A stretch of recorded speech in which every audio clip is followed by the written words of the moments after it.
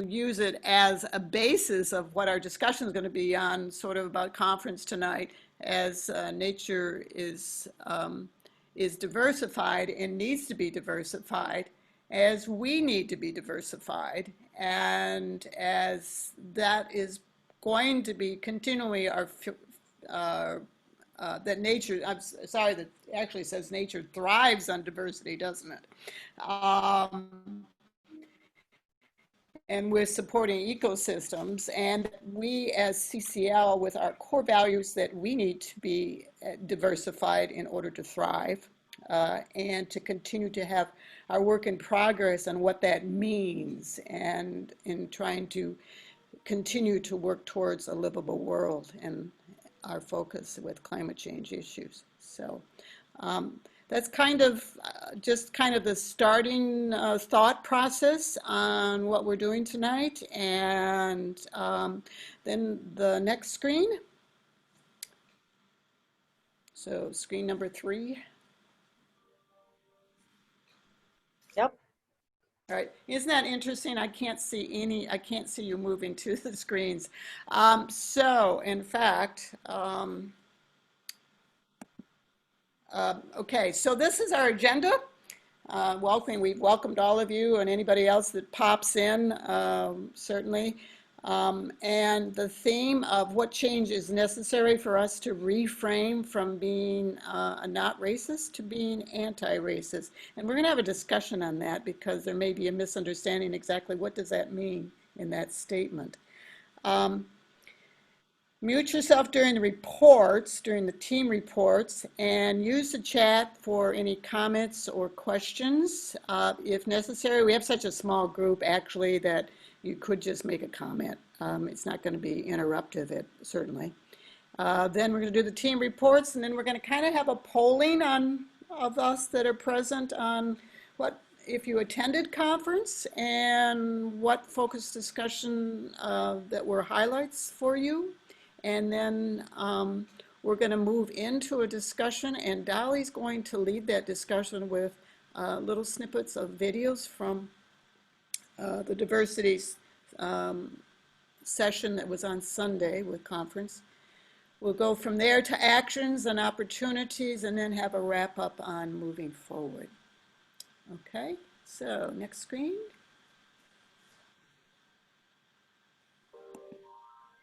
I'm assuming you're sharing it, because I can't see a thing. Yep, next screen, team reports. Okay, team reports. So these are our lobby teams we're going to start out with, and I think everybody understands that lobby team meetings were done virtual. Dennis just briefly spoke about theirs and what they had, and he can report when under Huizinga again. Because this was National Conference Week, and that was, and because everything was virtual, that was the way it needed to be done. But what the advantage was being able to have it done from our local team standpoint, very contrary to what has been done in the years past, where we were actually on site in DC. So, Mindy or David, of the two of you that attended the Amash lobby one, would either one of you want to speak to a brief report on your meeting? Well, Mindy wrote up a report and sent it just about 25 minutes ago. It's an excellent summary, so I would leave it to her. I was going to leave it to David because I have a bad attitude. But yeah, we met with Eliza Stein, who is Representative Zmash's fairly new legislative assistant in the Washington, D.C. office. So it was kind of like starting over again with a new staffer, and Lisa Del Bueno joined us from Traverse City, which was wonderful. So she did a really good report on, she summarized the bill, and then she talked about the health implications of that and how it relates to COVID and that sort of thing. So it was good. Eliza Stein was very receptive. She wanted to learn more. So we sent her, or we are in the process of sending her, you know, all the links and stuff like we've done for other times. Yeah. So, and there's John McGarry, so he's the positive one of all of us, so he'll have something good to say. Right, John McGarry? You're muted. Okay, all right, I am not unmuted. I found it. Okay. Okay, so John, Mindy just gave a kind of a brief summary and about who you met with and what you submitted, and that Lisa Right. participated. Anything else you want to add? No, I think no, I heard what Mindy said. Oh, okay. I think that I think it was a very positive meeting with Eliza, and the best one we've had. I mean, this is the third meeting we had with her, but our group, Mindy and I and the other people who were in it, I don't think were in a meeting with her before. The other one was in the Conservative Caucus in February, and the other one was in November, and so we didn't have very positive responses for those. But she seemed pretty much up to speed and was quite willing to hear what we had to say, and she seemed to be interested for a change, and so that was very good. Well, that's good. It's good. Thanks to Mindy and Lisa. They really did a great job, and John C did a great job with the ask, secondary ask, and which I think was really a very, very important bill. So there was a lot. We did a lot. I mean, a lot of stuff, and so Mindy's gonna summarize, and we're gonna send it in. She's gonna send it in and see what comes of it. I just sent that to you, by the way, John. Okay, good, thanks. Mm-hmm. David, did you have anything to add? No, I thought we worked well as a team and got the information across in a fairly efficient way. And she was taking notes, so I don't know where it's going to go from here. We've done this meeting with others, and it doesn't seem to really amount to anything, but I'm hoping that eventually something will change if Amash is indeed our representative come November. Yeah, that's We the don't question. know. Yeah. We don't know. Yeah. Okay, Dennis is going to report on the Huizenga team just because he is fortunately with us and honest, even though I did send Peter a last minute email, but he may have not been able to attend. So go ahead, Dennis. Okay, thank you. As I mentioned before, the staff member, Trevor Tenbrink, only allowed us 20 minutes for the call. And as I mentioned before, we practiced a lot to make sure we could say as best what we wanted to say in that amount of time. The overarching goal for the meeting for Peter and the rest of us was simply to introduce ourselves, to tell them how much we appreciate their work relative to the public health emergency and all the financial issues, and establish at least an understanding and some communication from this introduction. I did give a very succinct synopsis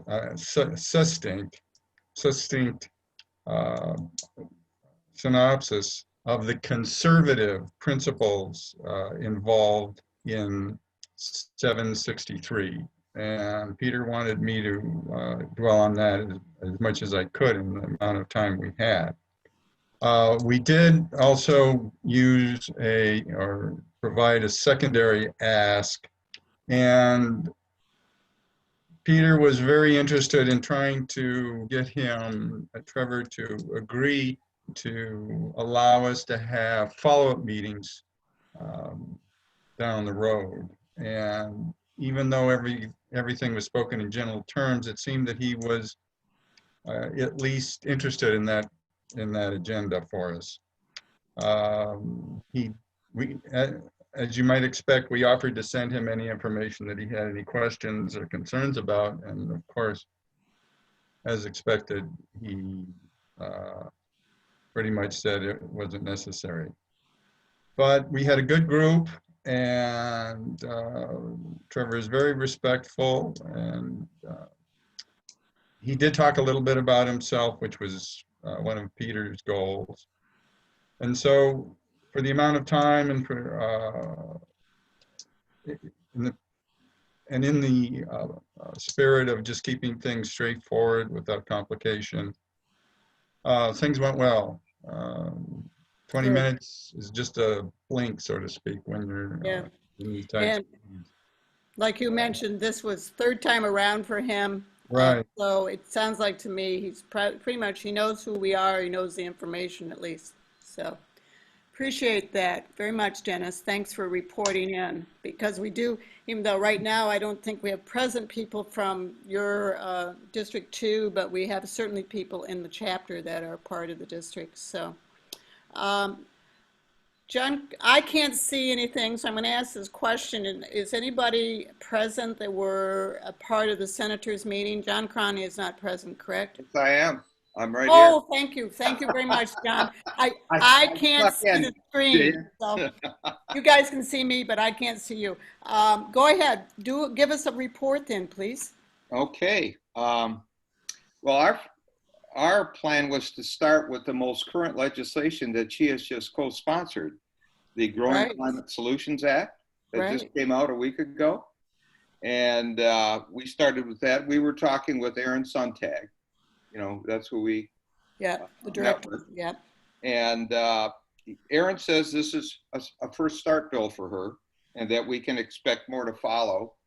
And Larry Mawby, who was our agricultural person, also appreciated her about the bill, but he did say that, you know, there are some small farmers who have some doubts about this bill because they think it's going to favor big ag over small farmers, but we didn't get into that, obviously.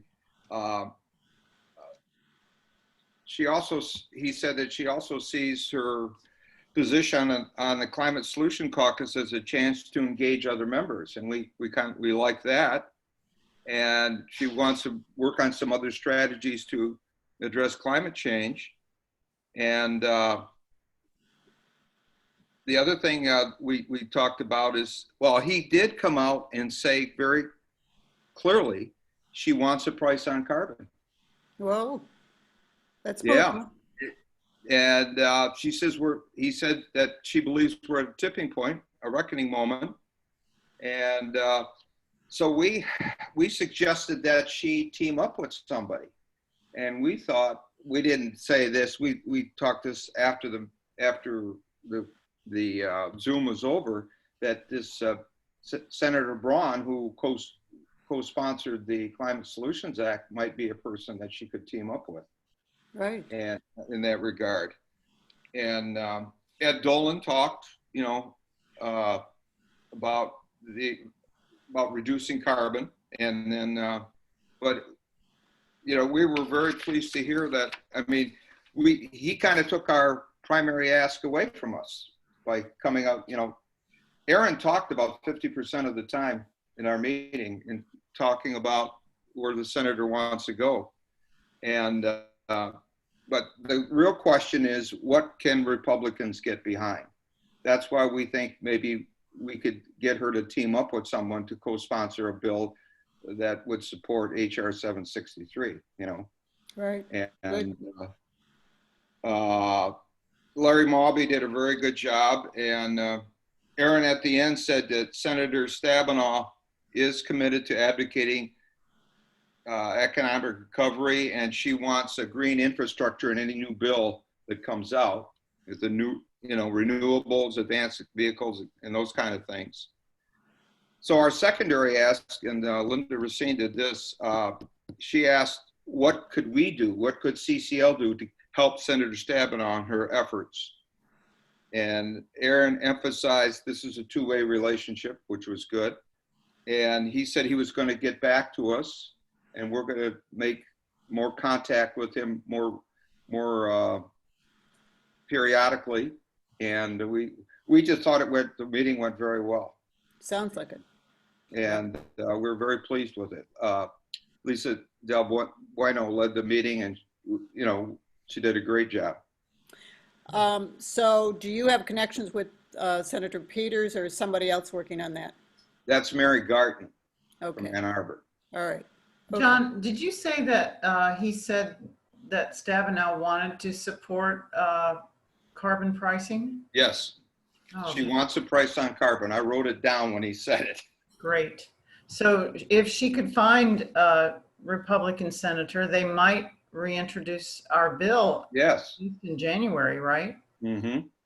That'd be Hopefully, that's the other thing we talked. He said we're waiting till November because we want something long term, and we said, Yeah. yes, that makes sense, and hopefully after November we can go in that direction.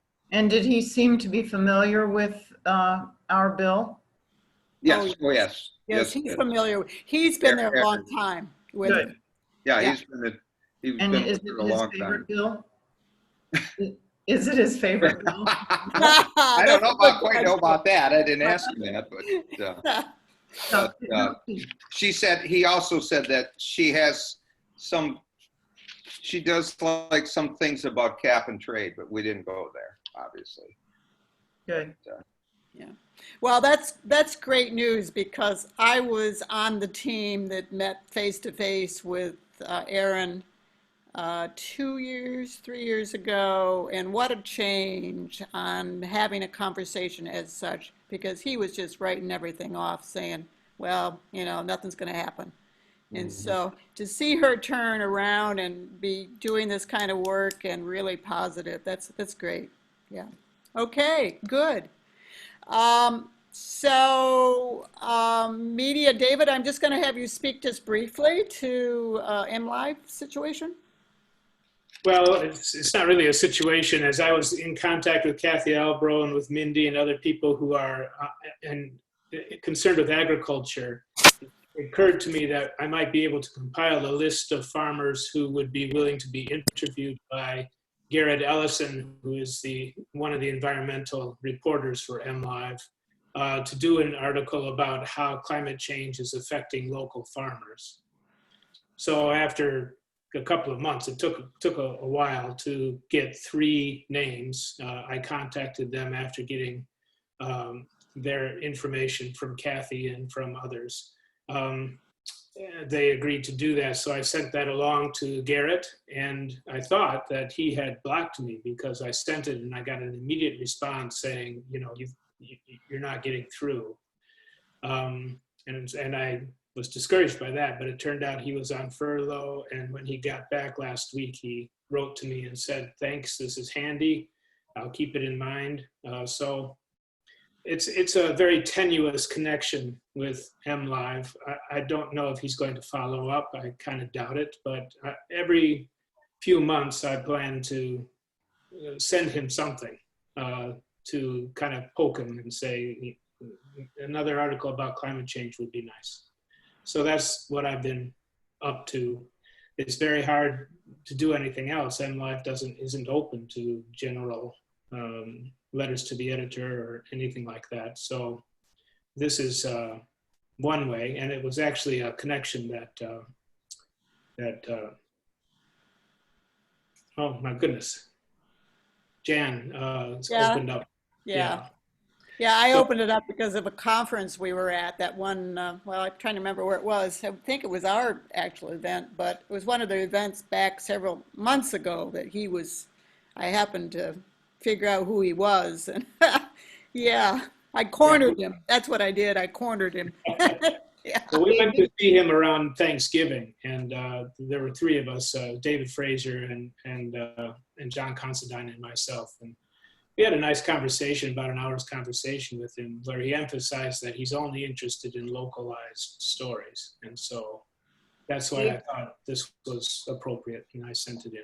So that's. Do you think he would like to take the approach of talking to local farmers about how they feel about the bill that Stabenow has supported? Since like John was saying, a lot of small farmers feel that it favors big ag. Would he go after that approach? If I had a different list of people, yes. I hesitate to send him something on the same list I've already sent him, just because he mentioned in our meeting that he gets so many emails, he spends most of his time deleting things. And so I don't want to inundate him. I want to be, you know, circumspect in how often I contact him. But if I had a different list of people, then yes, I would send it. Okay. Okay, good idea. All right. I'm just going to quickly go through the grassroots part. We're working on, I just noted there that there is a turbo vote piece under Take Action on the national site. I took a look at that. It's actually very well done, and you can click on Michigan and go in and make application to vote by mail if you haven't done that.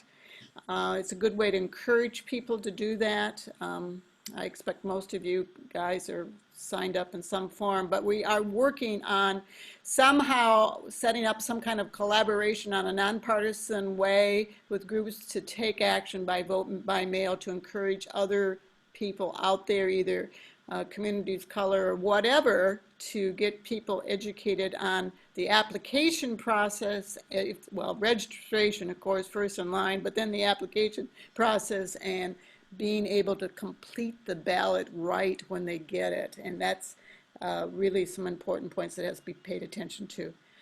Grass Tops team, I've got a couple of people present. Team members, if you just please go in the chat area and give me a confirmation that our virtual meeting, our quarterly meeting on July 15th, if that works for you. I put out an email saying the July 22nd. I'm changing it to the 15th, hoping that more people can attend. So you guys know who you are. If I would appreciate that. Chapter development programs.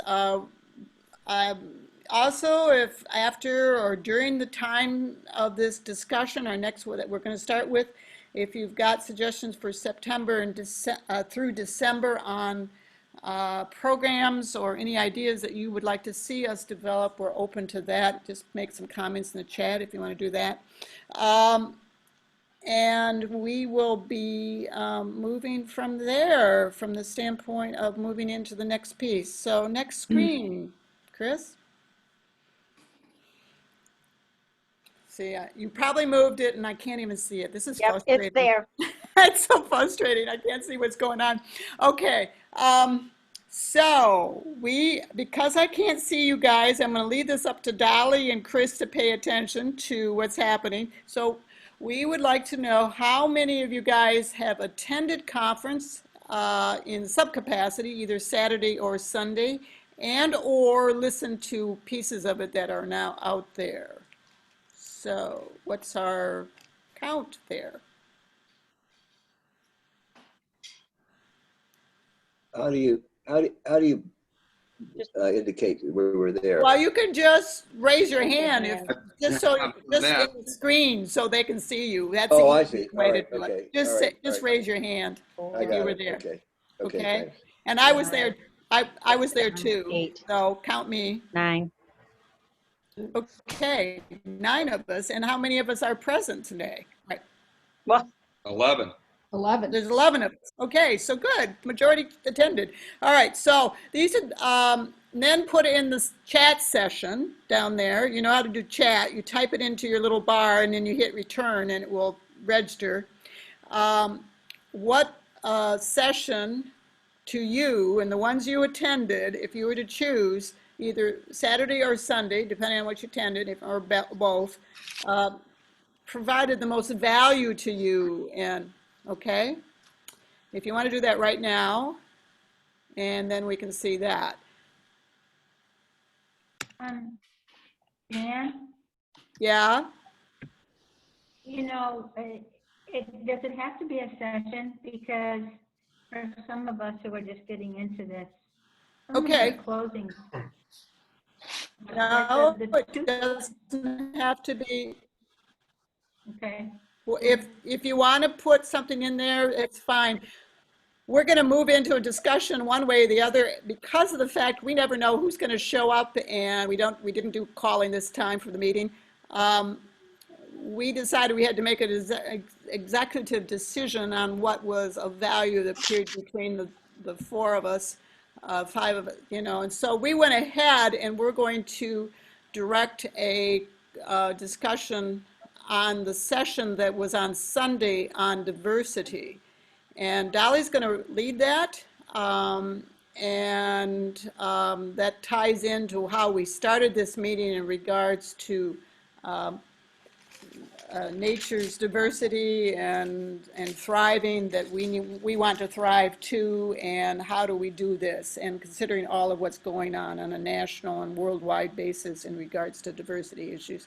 So if you're one of the two people that haven't had the opportunity to watch a conference, you can find that on CCL Community. It's now, all the sessions that were recorded are listed on YouTube you can go through Community or you can go through YouTube.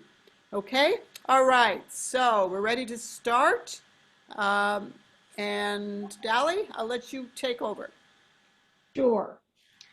So, as Dan already said, we, the co-leads, decided to focus on the Beyond Diversity section that was on Sunday.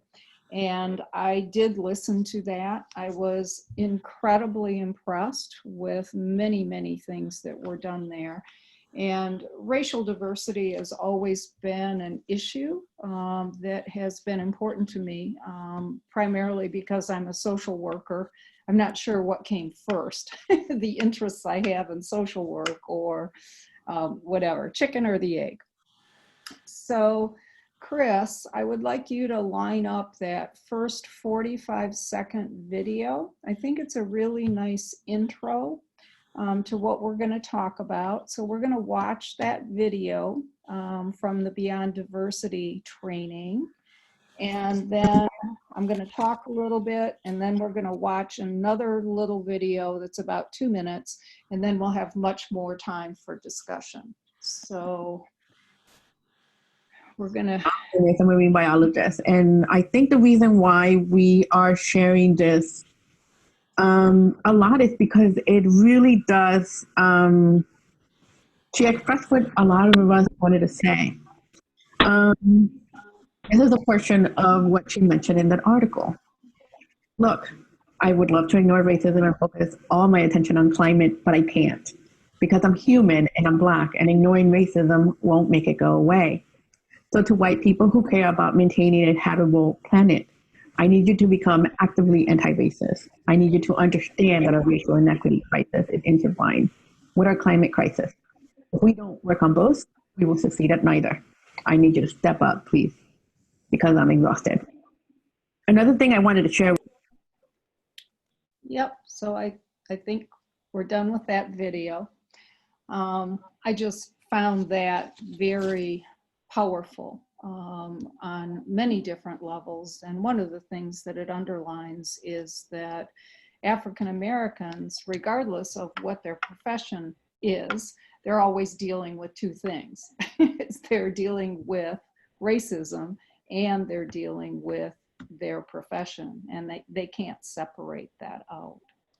So the other video we're going to play is about 2 minutes long. And I think for all of us, COVID-19 has really brought home the intersection of racism and health disparities and other disparities. And this section in particular looks at the disparities when it comes to climate change.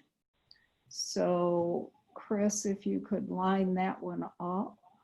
And there's a lot of there's information in here that really surprised me. And I'm surprised that I was surprised because I thought I knew and I didn't. So Chris.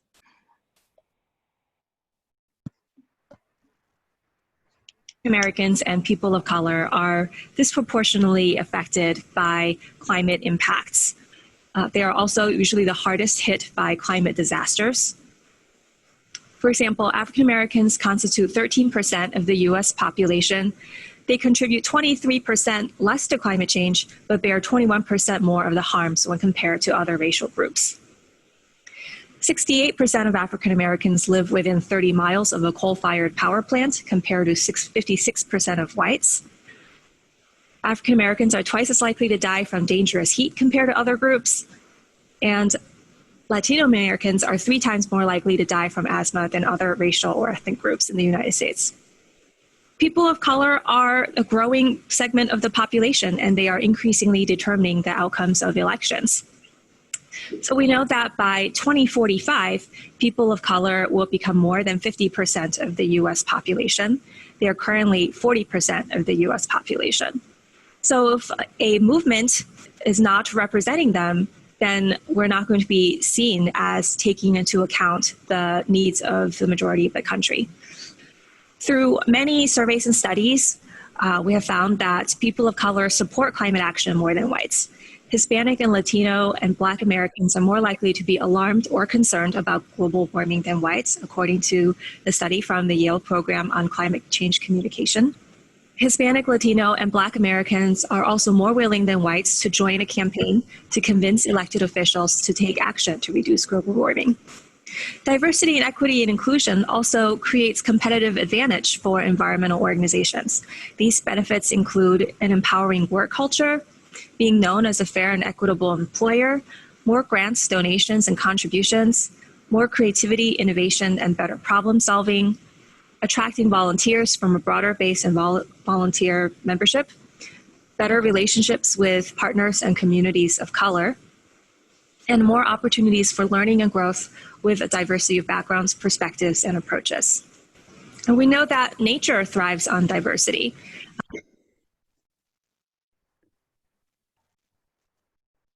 So we're kind of back to the very beginning slide, which is nature does thrive on diversity, and so do humans, even if we haven't acknowledged that very well. The things that surprised me about that clip was that people of color are more alarmed than white folks about climate change. I knew that they were more harmed by it. I didn't know that they were more alarmed or they were more willing to join and do something about it. Because most of our environmental groups are pretty white bread, you know? Oh, yeah. Yeah, so I'm real curious about your reaction to that, and I'm curious about your reaction to, in general, what's going on with the discussion about racism in our country right now. It's a big one. Well, my immediate response is a very localized one. I just wonder how we can diversify ourselves, our own Grand Rapids group, to bring more people of color in and learn about what groups already exist in that community or those communities, so that we can form alliances and try to interact a little bit. And I don't know what the answer to that is, but I would be very interested in trying to find out. Well, David, that's a good question, because that is exactly why we wanted to start with this, because it was very pertinent to what CCL is doing at a national level. But what we've tried to do a little bit, just a little bit, with our chapter, a couple of years ago, we haven't expanded it, and we're going to get into a little bit more of addressing that point of question further on. And so I'd like you to kind of just hold that out there, and because it is what we want to focus on. Mm-hmm. How do we do this? But there are actually some suggestions that came out of this diversity session on CCL. How to, so. Did you want to say anything else? Anybody else on that point? Sorry. No? Okay. Okay. Yeah, I want to underline that there were some wonderful suggestions in this particular training, and there were some other trainings at the conference in general that dealt with issues of race, and all of them that I looked at were wonderfully well done. So I really want to encourage people to go and look at that. Other comments, other reactions? Or Well, I guess I would just kind of reiterate what David was saying, but if you put yourself in someone else's shoes, how would we feel if we went into a meeting that was primarily people of color and we're the only white person in the meeting? So I don't know what we do to make it more welcoming and less, you know, fraught with anxiety when you come into a room that's where nobody looks like you. Does anyone have any thoughts on that? Well, I think it's a lot with, when we did our Thanksgiving, we had a lot of people of diversity attend that because it was a subject that they were very interested in. And it's also a subject that Martin Luther King Elementary School is doing a combination with the Our Kitchen Table. So that coincides versus if we do something that native plannings, for example. I attended the women for WEMIAC, I think it was in February, it was pre-COVID. And we were sitting with a group of women and there were comments about native planning. I was sitting next to this woman who's from, I think what is the 507 area code, the one that has the, okay, yeah. She was saying, really, like native planning is my concern. I mean, you know, how insensitive is that? So it's just making sure that we're covering something that is of interest, that is of concern to them versus. I also want to point out where the November meeting was held. I think that makes a really big difference too in terms of people of color being comfortable in different areas, and that we're showing that we're comfortable going there too. So. And of course, that's the one meeting I've missed all year because I haven't. You missed a good one, Mindy. Yeah. And I think that is a key. I said we will get to this later, but we might as well, you guys are raising it, you might as well talk about it. One of the primary points in the end that they sort of point out, because this session was led by two people, one kind of a Hispanic background, and the other person was Claire, who has an Asian background. That is exactly it, what Dalla just said. We need to go to them, and we have some very good contacts that we have established. Lisa King, who is part of Our Kitchen Table, and there's several other contacts that we have that we can begin to build these relationships further. And it is really setting up kind of intermixture of whatever the activity and focus is going to be, and allowing them to make the decision on what's best for them. And that's kind of how we did the November event. It sort of started out with work with Mindy, and then we expanded it and asked them how's the best way to have a diversified group of people here, and it worked out very well. In case Dennis doesn't know what we're talking about, we had an alternative Thanksgiving presentation done at the food, what's it called? Food Community club. Community food club, yeah. Yeah, and it worked out so well. It was one of the best events, as far as I'm concerned. We've done some really good events, but it was one of the best events that we've had, and it was so diversified, and people had a great time. So, yeah. Anyway, okay, go on. I think it would be a very good idea for us to go to them rather than having them coming to us. Yes, that is the key. It is the very key. And being able It would be very useful for us to be the highly visible minority in their own meeting. Uh-huh. Well, and I think the point that Mindy made about how uncomfortable it could be for them to come to a meeting of all white people. Yep. Having been the only white person on staffs of people of color on a couple different occasions in my life. I know what that feels like, and it's different for most of us because most of us are used to being around white people all the time. And all of a sudden to be surrounded by people of color is I think, a wonderful opportunity to have, because it does Very help helpful. you walk in their shoes, you know? But it's so I rare. think it's also a mark of respect for them. I think we have to put ourselves, we should be ready to put ourselves in a difficult situation to reach and talk to them. Mhm. Right. Yeah. And not be offended when, you know, when we're hearing things that we're doing wrong. Right. Yeah. Has anyone read the book White Fragility? I'm reading that currently. You heard about it? I've listened to her on YouTube, and I think she's amazing. A Yeah. really, really good teacher. The book is really revealing, and you know, it's kind of hard to read in at times. It really makes you take stock of what you've had taken for granted all your life. Mm-hmm.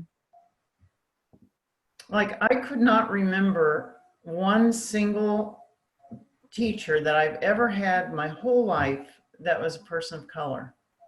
Mhm. Isn't that ridiculous? I mean, I went to university, and you know, there was yeah.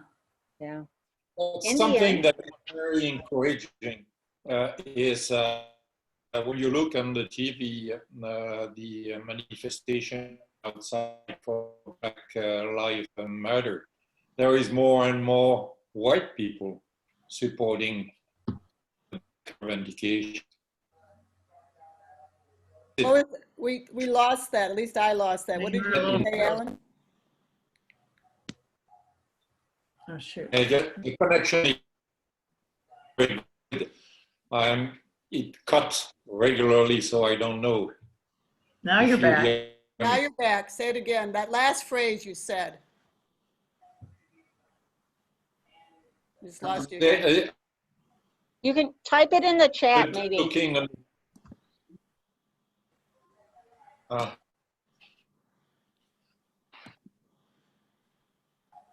Because we're not hearing you all the way. So maybe you could type it in the chat.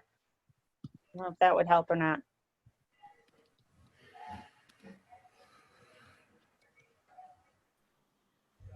Dolly, do you think that we went to one of those screens that it might help in the sense of, I'm trying to think which screen.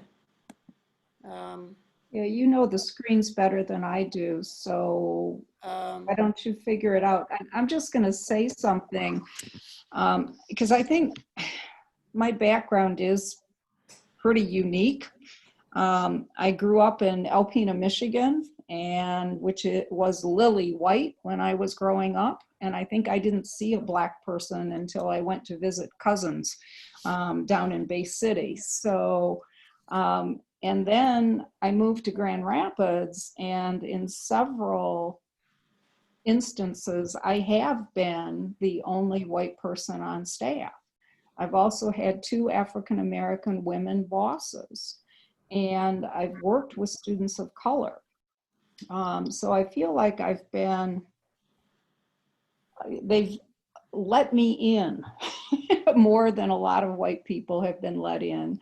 So in some ways, I'm more comfortable talking about race than a lot of white people. I think most white people aren't comfortable talking about it because we haven't had to think about it. That's white privilege. You don't have to think about race. So I'll get off my soapbox a little bit.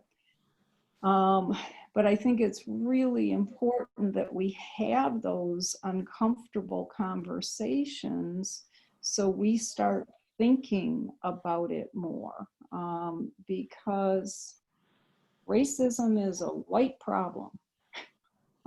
We're the ones that need to change. So that's my soapbox. I see a black box in the middle of this slide. Does anybody else see that? Yes. Oh, the black There box it goes. went away. Yay. Okay. That was chat. Aline has left the message in chat. You Okay. want to read it then? Yeah, if you don't want to see the black box, somebody else will need to read it. Yes. I can't see the black box. I will read it. I can read it. Elaine says, did you notice on the TV the very large number of white people supporting the Black Lives Matter manifestations? This is very positive. Yes, that's Yes. good. It's wonderful. And I think that's what will make the difference, is what we in the white community do. So I will read this quotation, which is by an author who has written on the issue of race a lot. Racism is an insidious cultural disease. It is so insidious that it doesn't care if you are a white person who likes Black people. It's still going to find a way to infect you, how you deal with people who don't look like you. Yes, racism looks like hate, but hate is just one manifestation. Privilege is another, access is another, ignorance is another, and I think it says apathy is another. And so on. It's supposed to be, yeah. Yep. I really like that, Dolly. It's well said. Yes. You know, I was very disappointed. I had my sustainability committee meeting the other night, and I proposed the idea that we do a book club and read some books like White Fragility and start having that discussion here in Rockford. And I was really surprised that most of the people on my committee are younger than I am, and yet they were very uncomfortable and reluctant to take that on. It's really scary for most white people. It really is. Did they say that it was because it wasn't relevant to what they were interested in as far as sustainability, or did they give a reason why they? They said both. They had a problem with seeing how it relates to sustainability, even though community is one of the pillars that we started the whole committee with. So that was one reason. And then another reason, which I do kind of understand, is that they're in that phase of their lives where they're raising children, they're dealing with COVID, they're trying to figure out how to keep their kids safe. And this just feels like one more thing that they have to tackle right now. But then on the other hand, that's white privilege, isn't it? Yes. Yes. Yeah, Exactly. exactly. So it's a huge issue. You want to go to the next So, screen? yeah, go to the screen of what forms is the variation of experience and what is most common in relationships, the intensity of what often people of color experience. So, and mine it's screen 8, is that right? Yep. And I thought this, I mean, if you all can see this, I thought this was very interesting because often by what has been at least shown in the news, there's been a variety of things shown in the news, and like Ellen pointed out, the real good stuff is seeing so many white people participating and it being diversified with the groups that are protesting. But often the intensity, the first number one on the list, the assaults as being a form of experience, physical attacks, vandalism, boycotts, denying space, is like at the top of the list of experience that people of color may have. And then the next one, the micro assaults, which we often hear about too and see, and maybe some of us have been heard or been a part of a group of people that this has happened. Conscious and intentional actions or slurs, such as using racist epithets, displaying swastikas, or deliberately serving a white person before a person of color in a restaurant. I certainly have had some experience of that just as a witness. But the big one for all of us, and this is what they mentioned in the session, is really what is very insidious, I can't say that right, and often out there that we aren't conscious of, is this microaggression. And I saw this happen just in a group of women just last week. A subtle but offensive comment or action directed at a person of color or other non-denominant group that is often unintentional but unconsciously reinforces a stereotype. And I think that that is usually the elephant in the room in what occurs, that people say things and don't realize what they've said, just because it's so much a part of and sort of our shadow piece of us. And I certainly have to say that I've been guilty at some point in my life at this happening.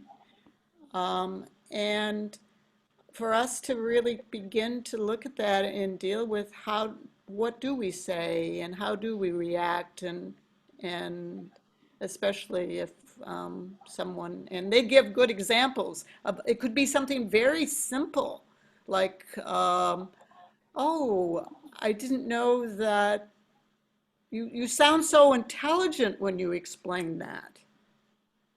When you're saying that to a person of color.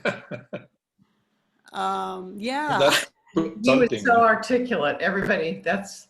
Yeah. Yes. But, I don't know if you hear me. I can hear you. Can you hear me? Yeah. Yes. Most of my professional life has been conducted in Africa, in Asia, in Arabic countries, and in different culture. And what I learned is when yourself, you behave like you were of their group, there is no difference, there is no hang up. You are exchanging with them. If they do not agree with you, you listen to what they say, and vice versa. The relationship is absolutely excellent.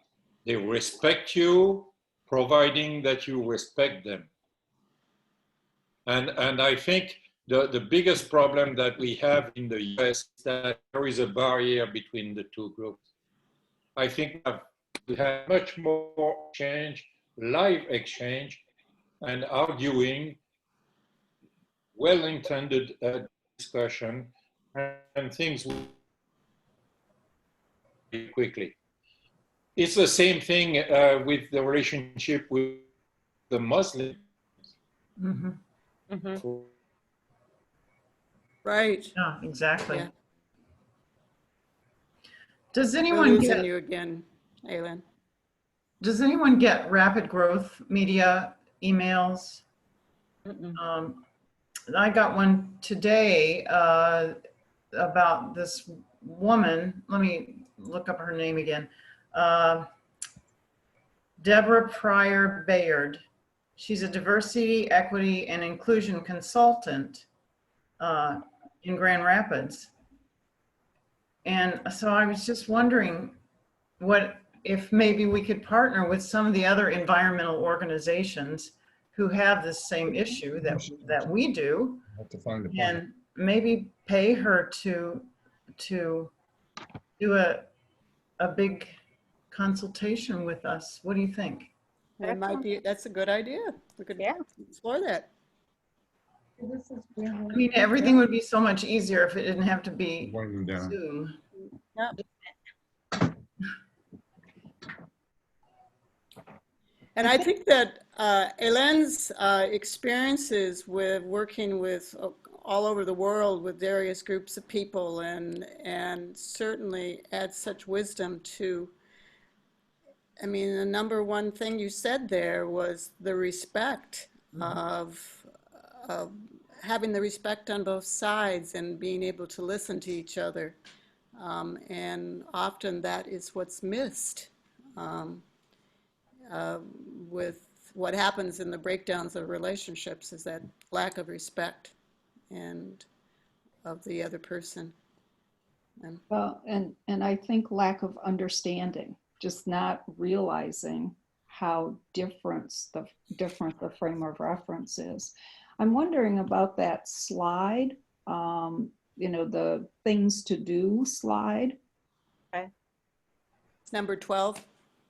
I don't have the number. No, wait a sec. Be an ally, that ally. Oh, yes, that one. That one. That or one? the other one. Yep.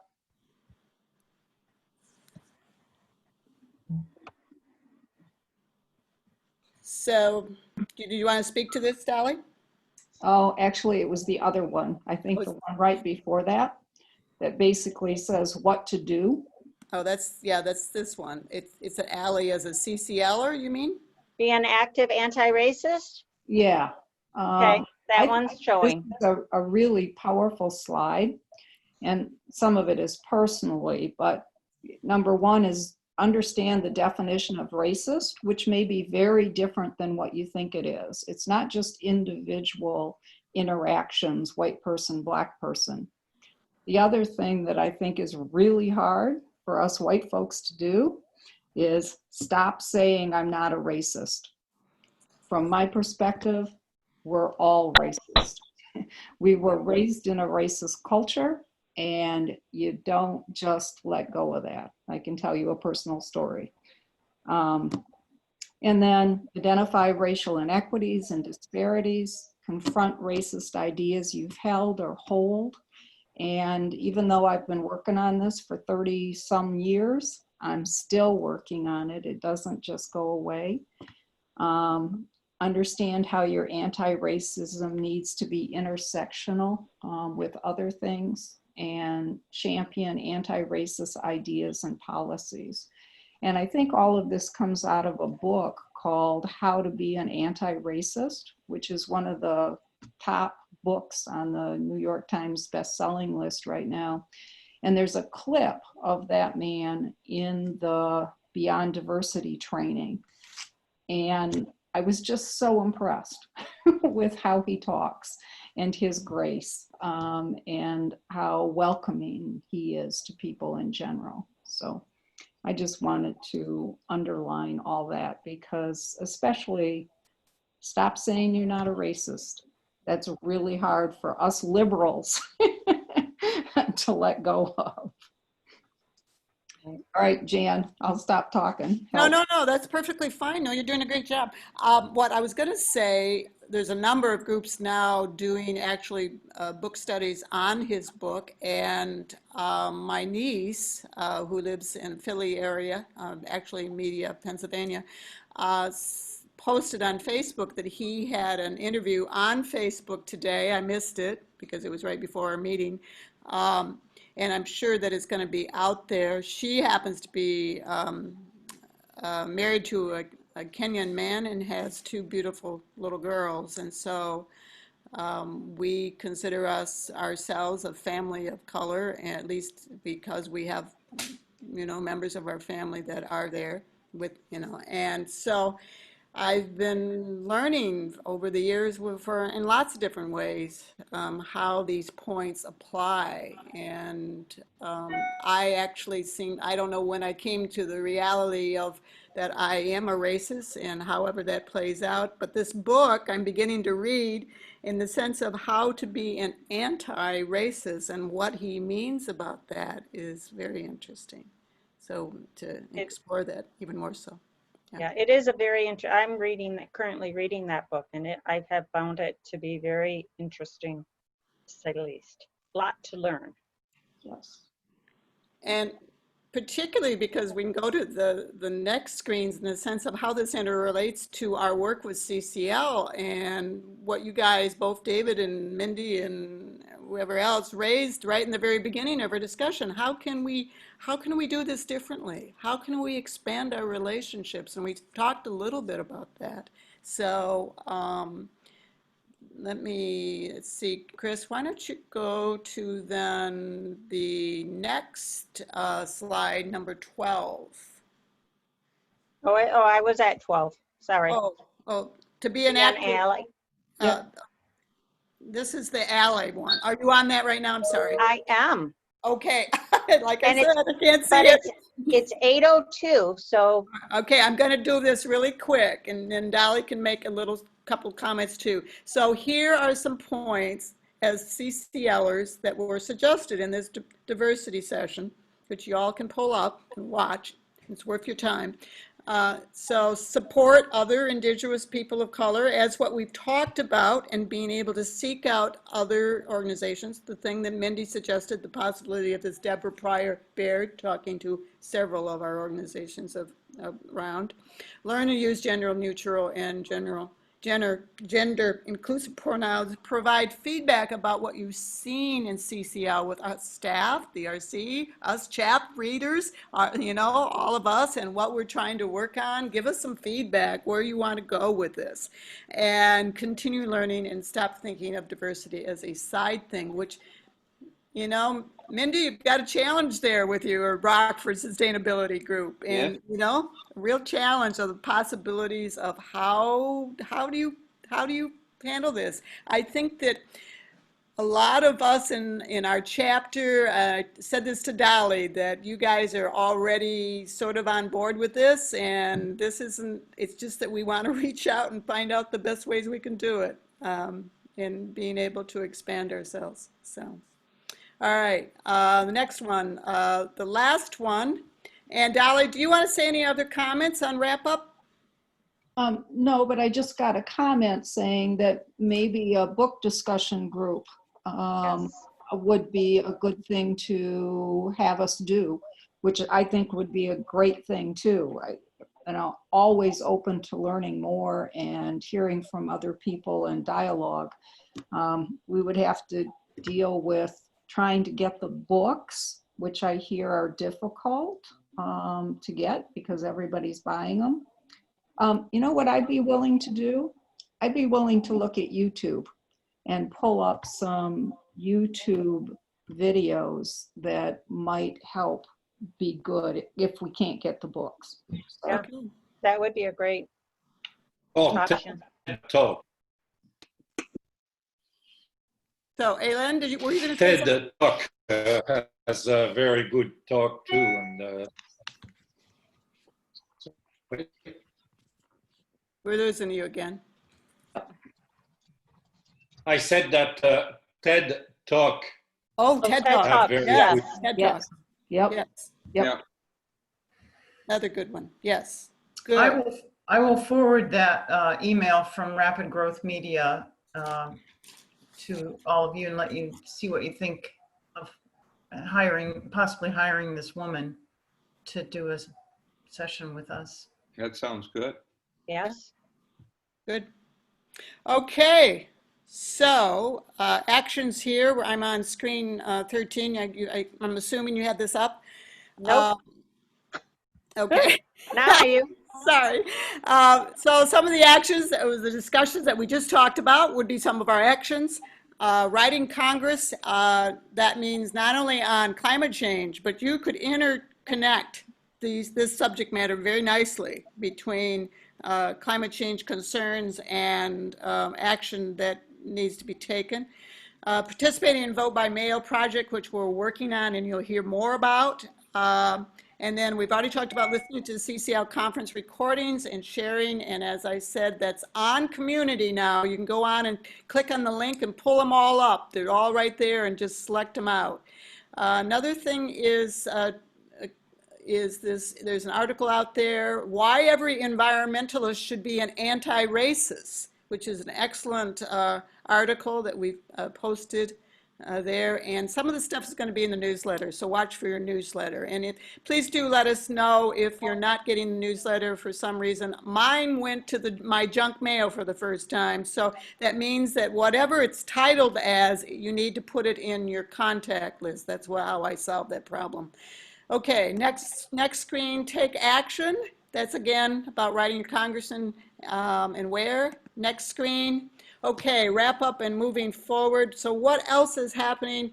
Cron already talked about this Growing Climate Solution Act that Senator Deb Stabenow did with these other Republicans, which was great, and Democrats, Senator Lindsey Graham and also Brown that was involved. So there's the site, you can pull it up and take a look at it and see what that is. The next meeting, July 16th, is same time, social hour, 6:30 to 8 p.m. And if need be, we can start a little bit earlier and cut the social hours shorter. We're going to have West Michigan Land Conservancy, and I didn't put and so it's Justin Hessinga. He's presenting climate change, how it's impacting conservation priorities, which should be very interesting on what they're doing and what they're dealing with on the climate change because it is specific to our area. Now, I'm really excited about August 20th. This kind of goes along with this conversation that we've had right now. This came together yesterday, just from two phone calls. I just couldn't believe how it developed. We're going to have, and we're going to open this up to a lot more people, we're going to have a presentation by a collaborative program on Michigan educators and put students/schools for climate action by two CCLers. Many of you know Deidre Elizabeth Courtney. She spoke to us before. And Elena, you know. Well, Elena's work is with the Michigan educators, and Deidre's work is new, as she said, but she's working from the student basis with Schools for Climate Action. Both now are excited to be collaborating together on their work and moving forward, and we're kind of going to be the testing ground for their presentation on August 20th. So that's going to be a good one. We're spreading it out to all of the CCL chapters Michigan-wide, and Elena, of course, would love to have more educators in the picture and being able to participate in this. So we've got a little bit of work to work on that for it being a virtual. And with that comment, I'm going to say we're going to continue with virtual meetings until we get some kind of go-ahead, but we don't feel comfortable, nor does National, not having virtual, I should say, put it the other way, having face-to-face meetings. So you know, actually there's opportunities sometimes more with virtual, as this event on the 20th is going to open the doors for that opportunities. And because Deidre happens to be a person of color, and then combining with Elena, Deidre's focus is on particularly student populations of color, but she's trying to be broad-based throughout the state. All right, that's about what, and then the last slide is actually a quote that we liked and thought it summarized sort of what our focus is. So you got it pulled up, I take it? I do. Okay, so I'm going to read it. So it's important that we continue to listen to our fellow volunteers, or friends, or co-workers, or neighbors who are Black, Indigenous, or people of color, BIPOC, including those who are also marginalized due to other parts of their identities, such as being LGBTQ. As white people, we will never know how it feels to live in this society and be a part of the BIPOC community. So listening is a crucial step. I thank you all for coming tonight and participating in this discussion. And if you open it up so we can all see each other, I can't see all of you guys, but you know, it's the way it's tonight.